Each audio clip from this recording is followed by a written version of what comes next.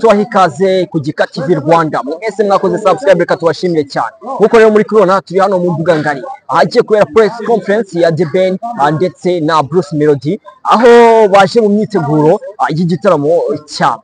Ni igitaramo kizaba ku itariki ya mbere z'ukwa mbere mu 2026. Twebwe twitwa Gika TV Rwanda. Mukomeze mubane natwe kugira ngo mu bikorwa byose dukora mujye mukomeza mubane natwe, ndetse no muri ibi tujemo aho The Ben agiye guhurira na Bruce Melody muri press conference. Ni ikiganiro n'abanyamakuru kigiye guheruka ku myiteguro n'ubundi nkuko twari twababwiye igitaramo bafite kizabera muri BK Arena. Rero icyo twabashishikariza no kugura itike yanyu hakiri kare kugira ngo n'ubundi mutazacikwa. Astra Vista, dukomeze tubane. Tiger! One time, ladies and gentlemen, Amashi.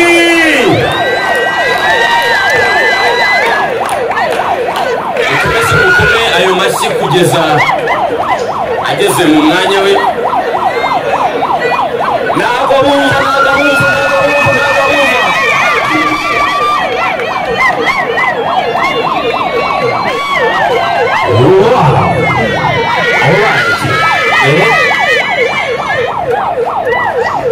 Tiger, wagira ngo wakubonye abantu bamubwira ukamubwira tumuraho. All right, thank you so much, ladies and gentlemen. The Ben in the building. The Ben yamaze kugera hano ngira ngo akano kanya wabibonye ko akikijwe na Kamitsingi, akikijwe na Engine, akikijwe na Airtel, akikijwe na Bank of Kigali, akikijwe na Centrica, bose baraha. Now, The Ben, there is a microphone on your side. Mbere na mbere tuguha ikaze ariko twifuza kuduha ikaze iwawe.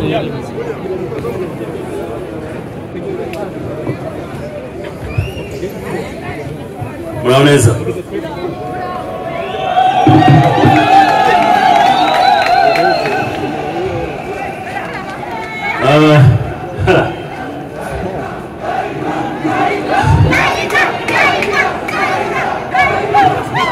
Thank you so much. Ndabashimira cyane kuba mwese mwitabiriye iyi gahunda idasanzwe. Iyi press conference ibaye guca mu mateka ya industry yacu. Ibi byose tubitekereza ku bwanyu, ndetse ndagira ngo mbere yuko ngira ikintu ndenzaho ndagira ngo nshimire aba partners bose dufite muri iki gikorwa dufite kizajya ku mugaragaro ku itariki ya mbere z'ukwa mbere. Muko mubizi mwaka ushize twakoze amateka, murabyibuka? Ndi kubabaza umwaka ushize amateka twakoze murayibuka? So this year we are bringing it again, tubizanye nanone mu bundi buryo kandi muri special. So niba ufite inkweto rwose isa nkaho ihengamye uyikureho taro, kuko ku itariki ya mbere z'ukwa mbere rurambuka. Thank you so much. Ndabakiriye kandi I'll see you in a minute. All right, a round of applause one more time for The Ben, ladies and gentlemen. Maze rero hari igihe igisamagwe kivuga ngo ndi igisamagwe, wagira gutyo ukabona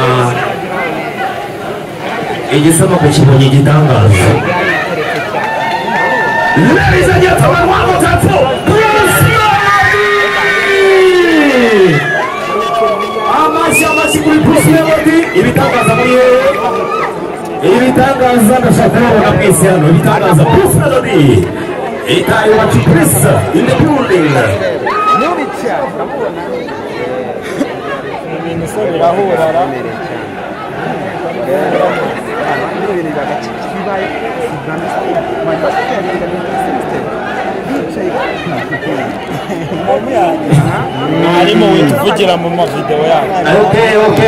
Okay. Twakire nanone Bruce Melody on the stage to come and say hello to the audience and the press and the partners and of course our sponsors here today. Ndetse n'abandi bose bakurikiye online. twakire Bruce Melody muduhakayira rero muduhakayira aho ngaho muduhakayira kugira ngo duhite dukora akazi kacu mwakoze cyane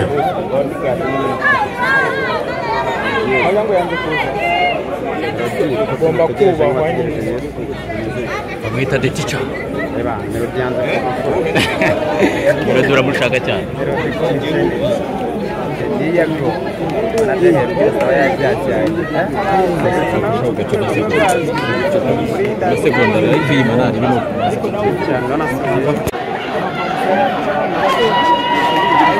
Ladies and gentlemen, one more time for Bruce Melody!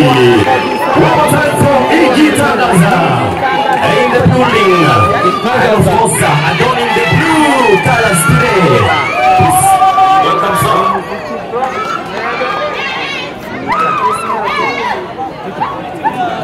Oh, Nyango. Okay. So, Bruce Melody, uko wicara rero.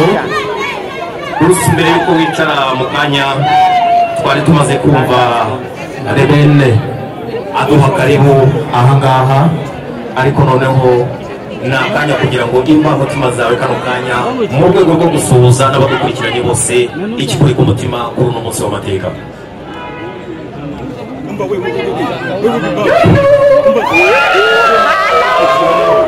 umeze neza naje hano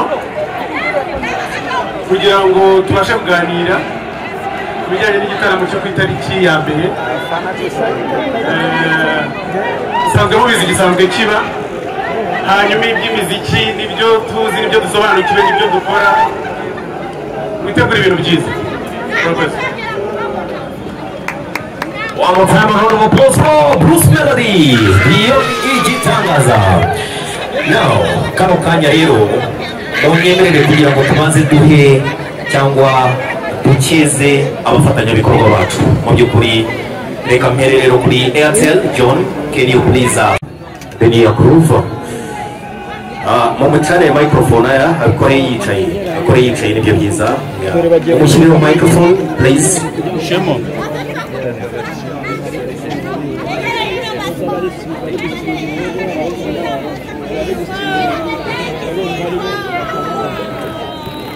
okay.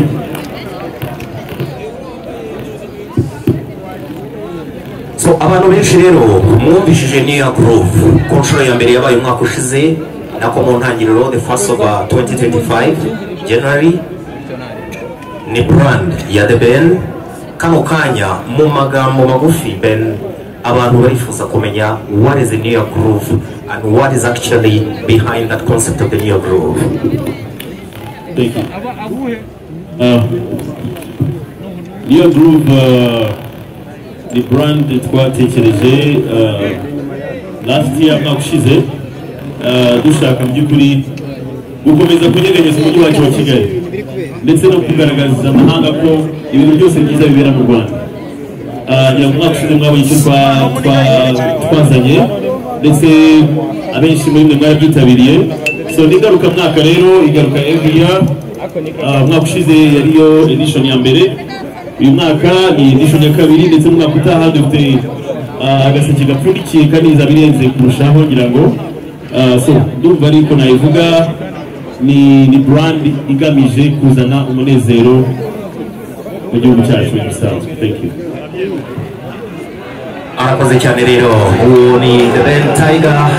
Ladies and gentlemen, reminding you that this is The Ben's concept, this is his identity. Ndavuga the New Groove. Thank you so much for the partners for being on board as well. Now, ku ruhande rero niba mubyibuka neza mu gihe New Groove yari ihari twashimishijwe no kubona igitangaza cyaje gukurikirana gahunda uko zimeze kubabyibuka neza kandi byari ibintu byiza.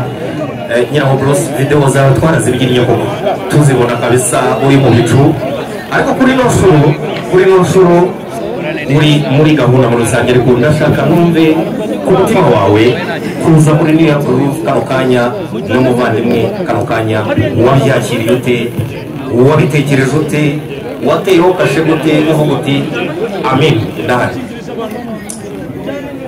icyambere ndi umunyagihugu kandi bikunda sana iyo Kigali ishyushye bifite aho bihuriye n'imimerere yanjye isanzwe genda umuntu wishimira kubona ibintu bigenda neza so the many na team ye baprocinze team yanjye mbona ni byiza kubera ko urubyiniro rutinzeho rumazeho iminsi buriya ni naho nkorera ibintu bikomeye cyane ntabwo njya nterwa ipfunwe no kuvuga ko ndi umuhanzi ukomeye wa mbere sibyo hanyuma icyo ngicyo gituma igihe cyose mpamagawe ntagira ubwoba bwo gukora ibintu nzi gukora neza kurusha ibindi ni nabyo nzakora ku itariki ya mbere murakoze maze rero mubongera amashyiriro rwose now to the members of the press itangazamakuru cyangwa abo tugiye kuganira niba hari ibibazo bikeya twacamo nagiye gufata Joshua hano Joshua tubigereze mikoro ku banyamakuru nongere mbasaba ikintu kimwe niba umuntu yabajije ikibazo nta mpamvu yo kugisubiramo kugira ngo twisubiremo ni kimwe nta muntu urenze ikibazo kimwe please thank you so much twegere rero press members kugira ngo batangire babaze time for the press to say or to ask questions that they want to ask. Alright, this will get to that. Thank you so much. Uriwe igitangazamakuru cyawe ni kibazo urakoze. Yego. Ariko nabandi bari hano mu mpande turajya mu myanya yateguriwe abanyamakuru nta kibazo kiri buze guturuka hano mu mpande kuko harimo abafana b'abahanzi bacu. Abanyamakuru turajya muri uriya mwanya kugira ngo tubashe noneho guhabwa umwanya wo kubaza ikibazo. Murakoze. Murakoze cyane ngira ngo n'ubwa mbere tubonye murakoze cyane nitwa Janvier umunyamakuru nyarwanda cyambere avuga ko ari ugushima kuko n'ubwa mbere tubonye press conference ibereye mu mbuga ngari twabye press conference ibera mu hotel n'ahandi umunsi biragaragara ko type yateguye nayo ibintu byiza cyane cyo cyambere niba kireho ibibazo byonyine gusa cyambere debe mu mwaka ushize wavuze ko ari amateka adasanzwe wakoze ibi bitaramo uri kugira ngaruka mwaka urifuza ko n'undi mwaka nawo utaha uretse Bruce uyu munsi tubonye n'undi mwaka utaha nawe ushobora kuzaduha undi muhanzi wundi muzajyana hanyuma kuri Bruce nabonye watangiye move ariko nako bimaze igihe ugaragaza ko ari wowe 001 no kumvikanisha ko ari umuhanzi nimero ya mbere mu gihugu dufite cyane ukunze no kuvuga bitandukanye sindi kubaze ngo witeguye gutegura no concert cyane hakazi kandi kuririmba nuko bivuga ahubwo iri atariki stage performance yawe rusange ndavuga ko izabigizwe murakoze tugerageze tubaze ikibazo kimwe gusa kuri buri muntu reka tubafashe bajye basubiza mbere y'ibindi kugira ngo batabyibagirwa kugira ngo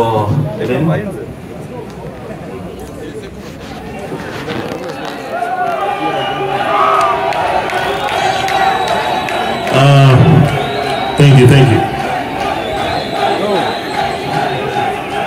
you. Ngerageje gusubiza ikibazo cya Janvier. New Year's Groove.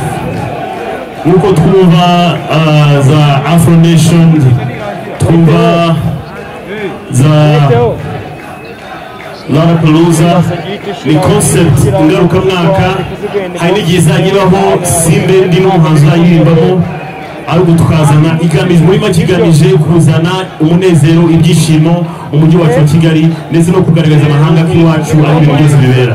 So ni yacu ni twe bafounder bayo ariko ntabwo igamije kureba The Ben gusa, izajya yivuga abahanzi batandukanye mu myaka uko igenda izamuka, kandi I promise you ko izaba iri very special each and every year. Thank you. Alright, The Ben, stay there please.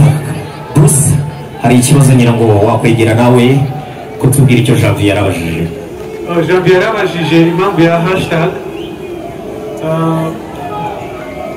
reka ndabimusubiza muha nk'urugero nkunda gukoresha ingero muzajya mubyihanganira. Turi igihugu gitoya gikikijwe n'ibihugu binini bya hatari, ariko kubera ko tuzi abantu turabizi neza ko turi aba mbere. Ushaka igisubizo aho ngaho uraza kubyumva. Hanyuma ibijyanye n'imyiteguro mbere na mbere, I like the idea yuko The Ben twaprochinze kandi ubundi igitaramo gisanzwe kigenda neza mu mitegurire mu bintu byose. Nta cyabuza gushyiraho itafari ryanjye nk'umuhanzi w'umunyarwanda, ari The Ben twese turabahanzi b'abanyarwanda, nta cyabuza gushyiraho itafari ryanjye ndetse no kubashimisha kuko rimwe tubikorera abafana. Rero niteguye neza nubwo wavuze ngo ntiwambaza uko niteguye oya niteguye neza muzabibona kuri uwo munsi. Alright, thank you so much. Murakoze. Nitwa Emi nkorera igihe. Iki kibazo ndifuza ko bose bakinsubiza abe Bruce abe The Ben.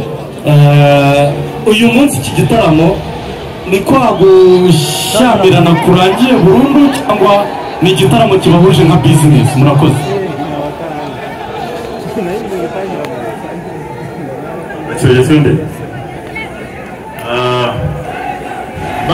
By honest, ni igitaramo gihujwe no kugira ngo duhe ibyishimo abanyarwanda. That's what you guys deserve. Ndumva ariko nta gusubiza wena. You deserve umunezero tu. Njyewe nagisubiza mu buryo bubiri. Abafana ntabwo bajya babura kutugereranya, ubwo mu yandi magambo nabyo ntibyabura, competition ntabwo yabura, kubera ko bikorwa namwe kandi rimwe bacu. Icya kabiri ariko umuziki ni kumeze niko bigenda niko bihora, hanyuma rero bikarangira ari ibyishimo kuko twe turi entertaininga ntabwo dushwana. Yeah. All right, so next of the questions. Abahungu b'Ikanombe bari he? Abahungu b'Igikondo muri he? Ubonyene ikinyenzi n'amatike tukeneye mu Burundi.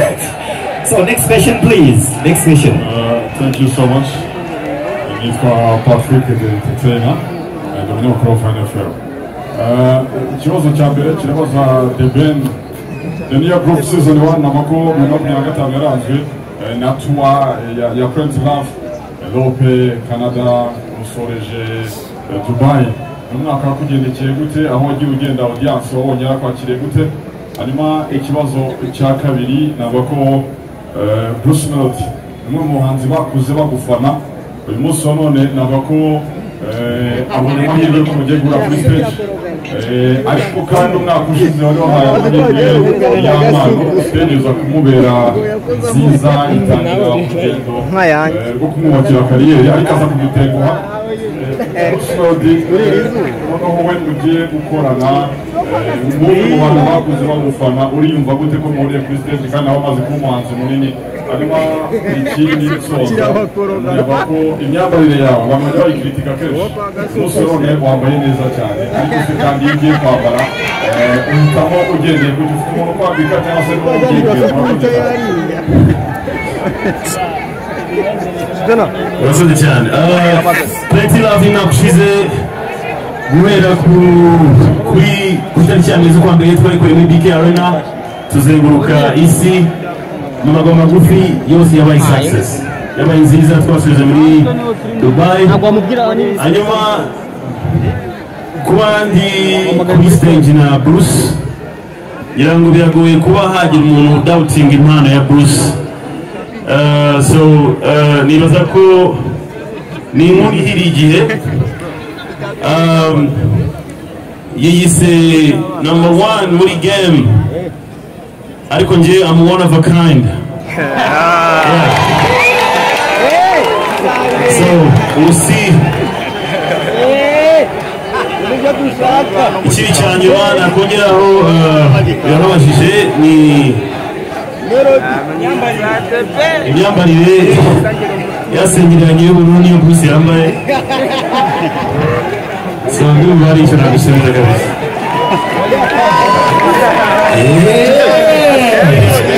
Katwumva rero kugira ngo comment ya Bruce nawe kuki yari yabajijwe. Ntabwo ntibyambaza ubanza tutari njyewe warabajije, ariko ntibishobora kujena ubajije abajije n'abo twakuranye.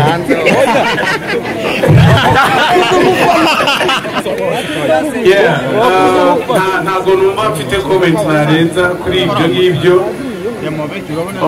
ahubwo ikisengeri cyo wenda ubanza umusaza nawe atitegereje neza, ubu munsi doze mu ikoti.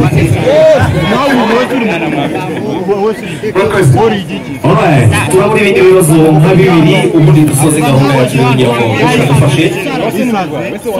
Bora n'ikindi bakoranye n'umuvandimwe Irene, uwo yari igisa cy'inganzo nawe yifuza stage mwarabiganiriyeho se wabonye ibiganiro ubitekereza he?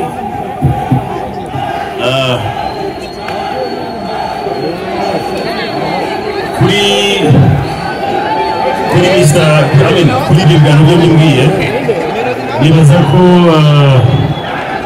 ni ikiganiro tuzagira na timu indani twabonye ubusabe bw'abantu batandukanye ntabwo ari abo gusa ni benshi cyane y'umuntu witwa Gisa Kinganizo n'urugendo arimo niba ari kugerageza gukora gusa sinavuga ngo it's confirmed dufite abantu kuri list ndetse na Mr. Kagame hari room yuko byashoboka but I'm very proud of Gisa Kinganizo cyane. Yeah, thank you. Okay, Chita. Murakoze nitwa Yitegeka nkorera Chita Magic.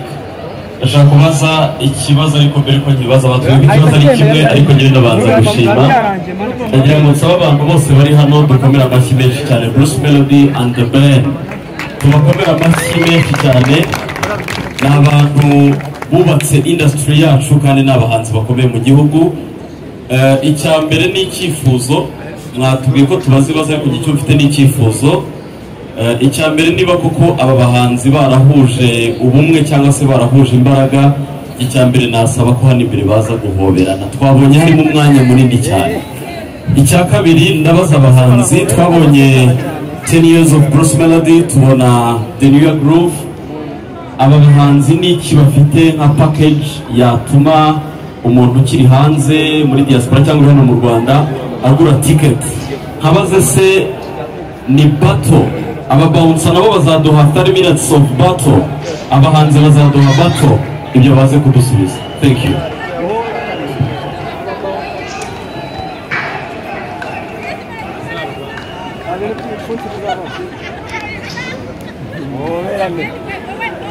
Okay, hari comments ngira ngo murakora comments kuri cyo Chita yaramaze kuvuga Ben Melody.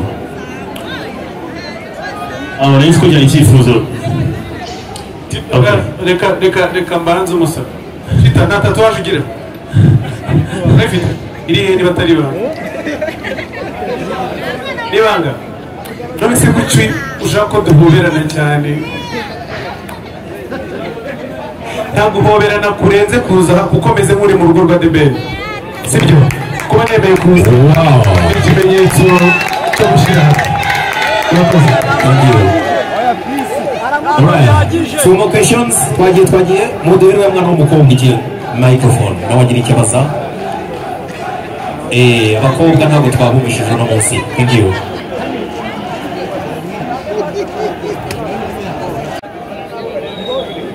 Ikintu usorejeho nicyo cyiza cyane, icyo abanyarwanda tugamije ni ugushyira hamwe, so niyo projection. Thank you.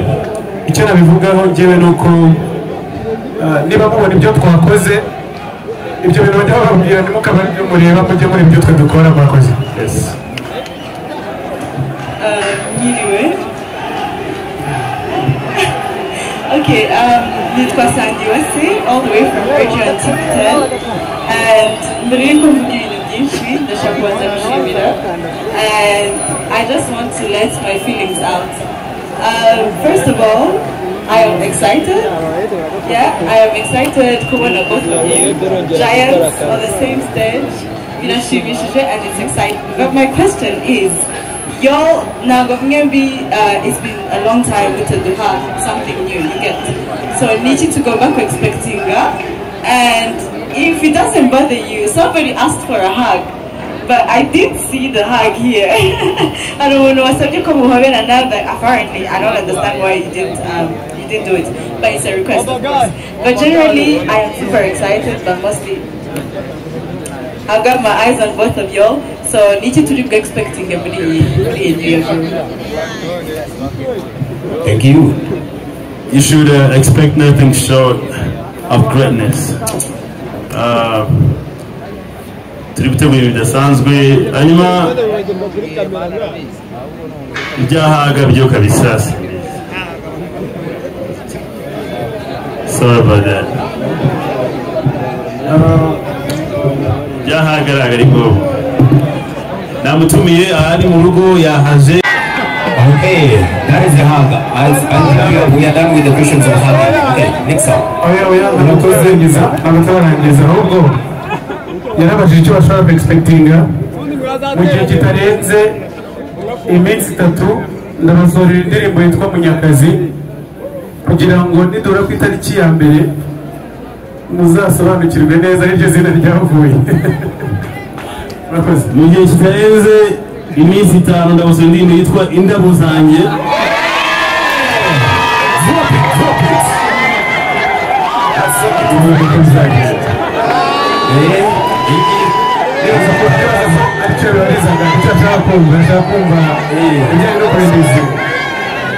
Munyakazi Indabo Zanjye let's go murakoze byashize Nsengimana Benjamin njye ntabwo ari ikibazo ahubwo ni ubusabe nasaba uwitwa Mugisha Benjamin nitwa Nsengimana Benjamin Benovio umuhanzi so ikintu nabashaka kugusaba ni umwe mu bantu bagerageje gukora stage nziza amahirwe make nabonye ariko kuri uyu mwanya nageze kumugenera ubutumwa sinzi niba bwanamugezeho musaba icyitwa stage rwose bwana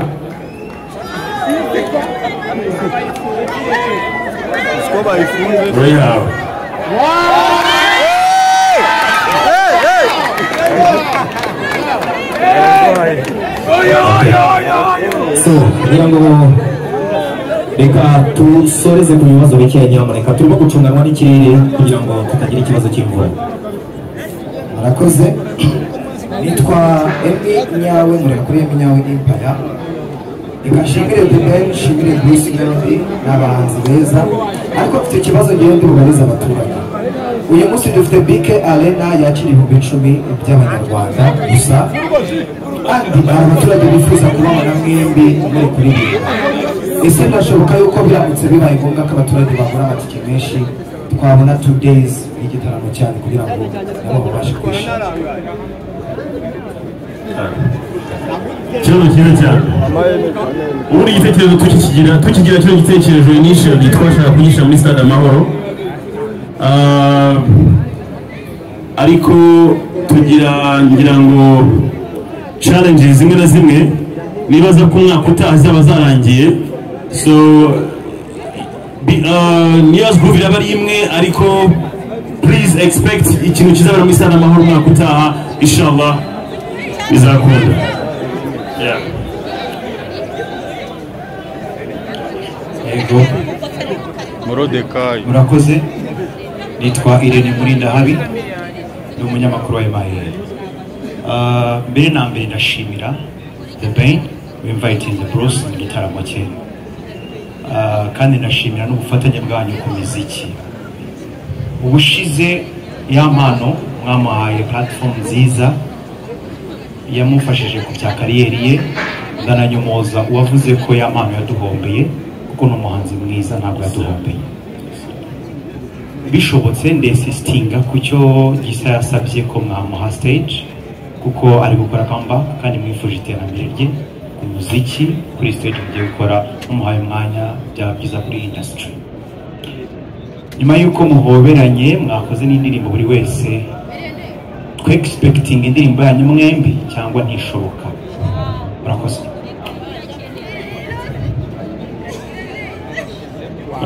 mbabariye gusubiza icya mbere gusa ikindi ntabwo ntabwo kindeba cyane Gisa cy'inganzo nk'uko nabigarutseho banyarwanda dufite impano yitwa Gisa cy'inganzo iri gukora comeback ngiye kubisaba abo dutegura na kino gitaramo Gisa turamuha stage I'm sorry ntabwo mbariye team yanjye ariko Gisa should deserve to be out there yeah nubwo kinasubiza ikindi yarabajije nicyo gukorana indirimbo nibaza ko mwaba mujyanyayo igihe cyo kuyikora kigeze nabwo twabarabura amakuru yo yaba yagiye ari aya ngaya ko dufite indirimbo zo gusohora nta rungu muri bugire igihe cyo kuyisora nicyo nikigera ubwo tuzababwira cyangwa se no kuyikora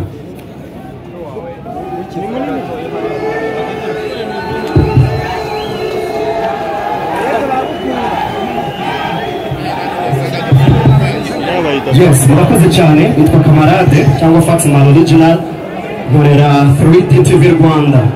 Ikibazo ndi bubaze ndakibaza Ben nanakibaze Bruce Melody. Biragaragara ku gutangira k'umuziki wanyu abantu bagiye gufasha cyane, ubwo ndavuga abaraperi. Bulldog mwarakoranye, uwitwa Bruce Melody yakoranye cyane n'uwitwa Ama-G The Black, ariko iyo uri kureba ubona mugenda mubahunga ntabwo mubaha umwanya. Ni ukubera iki? Abantu bakeneye yuko babaraperi babafashije baza mu gitaramo. Ikindi kintu, ikibazo cya nyuma ndi bubaze ndakibaza na mwese uko muri kumwe. Ni ishusho ki umuziki wacu ugezeho, byasabye iki iyo urebye yaba intambara yabaye, Bruce Melody avuga ati ntabwo nabaga koko, nawe hari ibyo yagiye utangaza n'ibintu bigiye bitandukanye, byasabye iki kugira ngo muhure uko muri babiri? Murakoze. Icya mbere reka bari gisubiza, ntabwo abaraperi badufashije, twarafatanyije kuko ibyo twabahaye nibyo batari bafite byiyunga ku byo bari bagize. Icya kabiri, ntabwo nigeze nanga na rimwe guhereza ukuboko umuntu usabye umufasha. Urabona kuri ino nyubako irebya, uragira ngo ijyane n'iyi ngiyi. Iyo uri gukora biragenda, iyo habayemo intera sometimes biterwa wenda n'inshingano nyinshi umuntu agenda ahura nazo bitewe n'uko akazi kagenda, ariko Ama-G ni umuvandimwe wanjye, nta kibazo na kimwe nigeze ngirana nawe. Murakoze cyane, nitwa Peacemaker Panity. Nshaka kubaza kuri stage ya Bruce Melody, hasabwa cyane ko azahabwa amahirwe abarimo gisa, ariko igihe buriya yansabye ko yaha amahirwe iyo noti tukabona na umwaka utahuye n'umugisha no kubera yahaye umugisha yamuhanga akavuga n'ikindi cyane kigizwe na soko. Ariko ikibazo mfite amatike nyine, kuko abanyarwanda byavuze tubonye sold out, hasi muri iki cyumweru dutangiye bikaba ari amateka twanditse yananiye bagizwe n'abandi. Amatike bihagaze gute, aragurwa hehe, aramutse ashize abantu mwabaha show ya kabiri? Murakoze cyane. Ku bijyanye no gupafominga, performance ni ikintu kigirwa ibanga kubera ko kiba kizagaragazwa imbere y'abantu. Ndumva ibijyanye no gutanga umwanya ku bandi bahanzi abo tutakoranye byerereba The Ben, ariko kuba twakoranyeho birashoboka ko mwabona bamwe bari kuza tugakorana.